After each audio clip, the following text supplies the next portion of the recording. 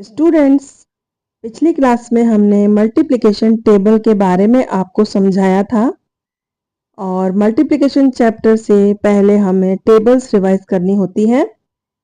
अब हम इस वीडियो में आपको मल्टीप्लिकेशन के बारे में समझाएंगे। When we multiply two numbers the result is called the product. जब भी हम टू नंबर्स को मल्टीप्लाई करेंगे तो जो रिजल्ट होगा उसे हम प्रोडक्ट कहते हैं। यहाँ पर हम सिंगल डिजिट को मल्टीप्लाई करते हैं।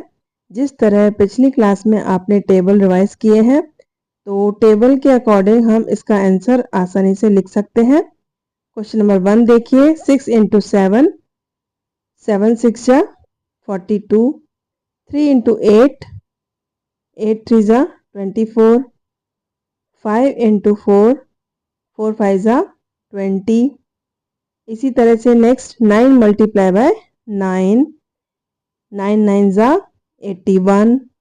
इसी तरह से नेक्स्ट 2 इंटू 6, 2 मल्टीप्लाई बाय 6, 6 2 जा 12। तो इस तरह से हम ये जो आंसर लिखते हैं ये प्रोडक्ट कहलाता है। When we multiply two numbers, जब भी हम दो नंबर मल्टीप्लाई करते हैं, जो रिजल्ट होता है उसे हम प्रोडक्ट कहते हैं। तो लास्ट है 8 इंटू 5, 5 8 जा 40। तो स्टूडेंट्स, इसे अपनी नोटबुक में नोट करिए। और अब हम चलते हैं नेक्स्ट कॉन्सेप्ट पर।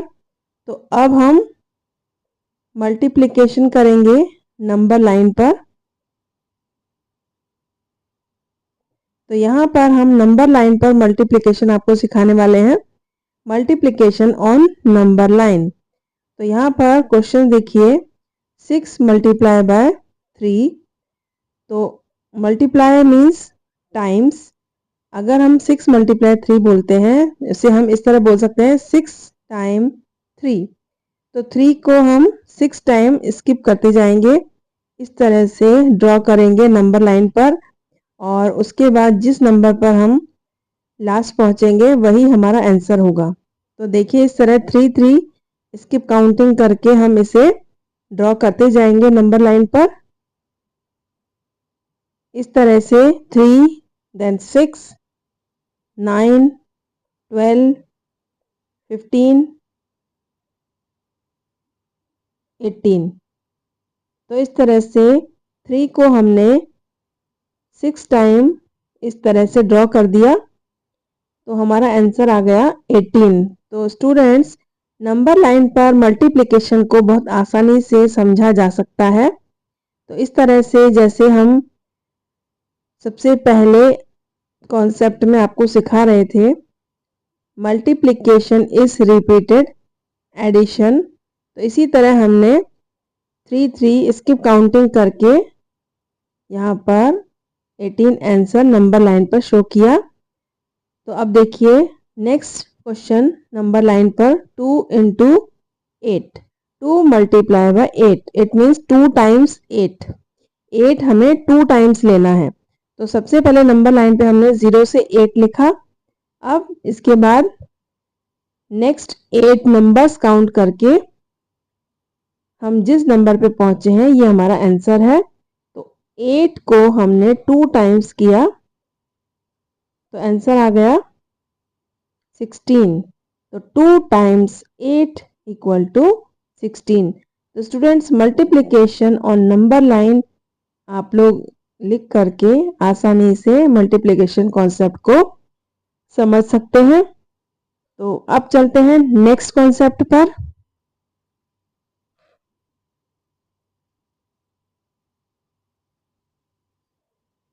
तो स्टूडेंट्स, इसे अपनी नोटबुक में आप लोग नोट कर लीजिए। अब चलते हैं कुछ नए कॉन्सेप्ट्स, मल्टीप्लिकेशन फैक्ट्स देखेंगे। पिछली क्लासेस में हमने आपको एडिशन फैक्ट्स, सब्ट्रैक्शन फैक्ट्स सिखाए थे। अब हम यहाँ पर आपको मल्टीप्लिकेशन फैक्ट बताने जा रहे हैं। तो देखिए यहाँ पर number 1, change in orders of number does not change the product. तो मल्टीप्लाई में हम किसी भी ऑर्डर में नंबर्स को मल्टीप्लाई कर सकते हैं। तो यहाँ पर देखिए 3 और 3, एक बॉक्स में 3 है, दूसरे में 3 है। तो हम इसे कैसे लिखेंगे? 2 times 3 equal to 6, 2 into 3 equal to 6। अब इसी तरह 6 को हम कुछ दूसरी तरह से अरेंज करेंगे, 2 2 के सेट में अरेंज करेंगे और ये हो गए 3 टाइम्स 2 2 देन 2, तो 3 टाइम्स 2 इक्वल टू भी 6 हो जाएगा। 3 times 2 equal to 6, 3 multiply 2 is equal to 6। तो स्टूडेंट्स यहाँ पर यदि हम किसी भी ऑर्डर में नंबर को मल्टीप्लाई करते हैं तो आंसर में चेंज नहीं आता। 2 3 ज़ा 6 या 3 2 ज़ा 6 दोनों सेम होते हैं। एडिशन में भी हम ऑर्डर को चेंज करके ऐड कर सकते हैं, लेकिन सब्ट्रैक्शन में हम ऑर्डर चेंज नहीं कर सकते हैं। तो इस तरह से आप मल्टीप्लिकेशन फैक्ट देखिए, ये सेकेंड मल्टीप्लिकेशन फैक्ट आपको सिखाया जा रहा है। Any number multiplied bye 1 gives the number itself. जब भी हम किसी नंबर को 1 से मल्टीप्लाई करेंगे तो जो नंबर है वो सेम रहेगा। जैसे एग्जाम्पल देखिए, 1 time 8 is 8, 1 multiply 8 equal to 8 multiply 1 equal to 8, 8 1 ज़ा 8। सिमिलरली 5 1 ज़ा 5, 7 1 ज़ा 7, 9 1 ज़ा 9, 10 1 ज़ा 10, 25 1 ज़ा 25। जो भी नंबर हम लेंगे उसको हम 1 से मल्टीप्लाई करेंगे तो आंसर सेम आएगा। Any number multiplied by 0 gives the product as 0। तो स्टूडेंट्स, जब भी हम किसी नंबर को 0 से मल्टीप्लाई करेंगे तो आंसर 0 आएगा। इस बात का विशेष ध्यान रखना है। यहाँ देखिए एग्जाम्पल में हमने 4 टाइम्स 0 ऐड किया है, 0 plus 0 plus 0 plus 0 equal to 0। Multiplication के लैंग्वेज में हम बोलेंगे 4 times 0 equal to 0, 4 into 0 is equal to 0। Other examples 7 0 0, 15 into 0 0, 0 multiply by 2 is equal to 0, 0 multiply by 9 equal to 0। अब जो कॉन्सेप्ट आपने अभी तक सीखा उसी से रिलेटेड कुछ वर्कशीट्स कर लेते हैं। यहाँ पर हमें फिल इन द ब्लैंक्स करना है। तो जो हमने ऑर्डर चेंज करने वाली बात कही थी वही यहाँ पर हम आपसे क्वेश्चन पूछ रहे हैं। देखिए 7 6 जा या 6 7 जा। यदि हम यहाँ पर 7 इंटू 6 लिख रहे हैं तो नेक्स्ट में हम वहाँ पर 6 लिखेंगे।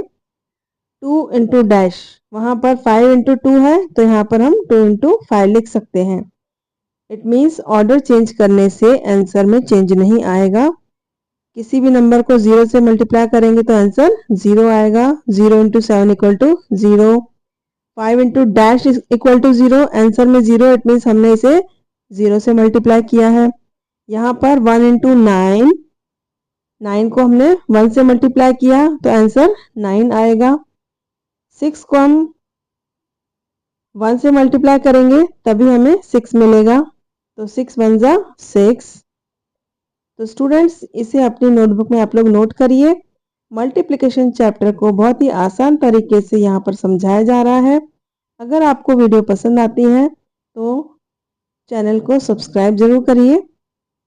अब यहाँ पर हम वर्ड प्रॉब्लम्स देख लेते हैं। इस वीडियो में हम सिंगल डिजिट के बारे में बात कर रहे हैं। तो यहाँ पर सिंगल डिजिट कॉन्सेप्ट सिखाया जाएगा। नेक्स्ट वीडियो में आपको 2 डिजिट 3 डिजिट के बारे में समझाया जाएगा। अभी यहाँ पर हम वर्ड प्रॉब्लम 1 डिजिट के अकॉर्डिंग सिखाएंगे। तो पहला क्वेश्चन देखिए, Geeta solves 7 sums daily, how many sums will she solve in 4 days.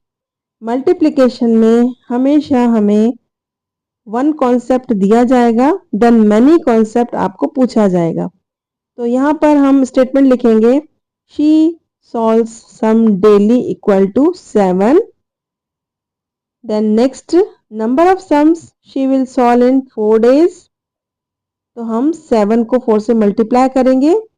4 7 जा 28। तो answer is 28 sums.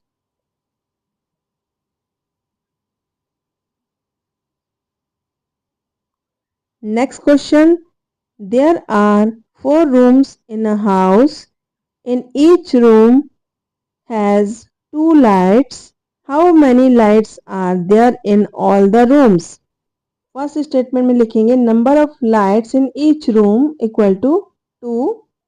Second statement लिखेंगे number of lights in 4 rooms equal to 2 multiply by 4। 4 2 जा 8। तो इस तरह से आंसर आ जाएगा 8 लाइट्स।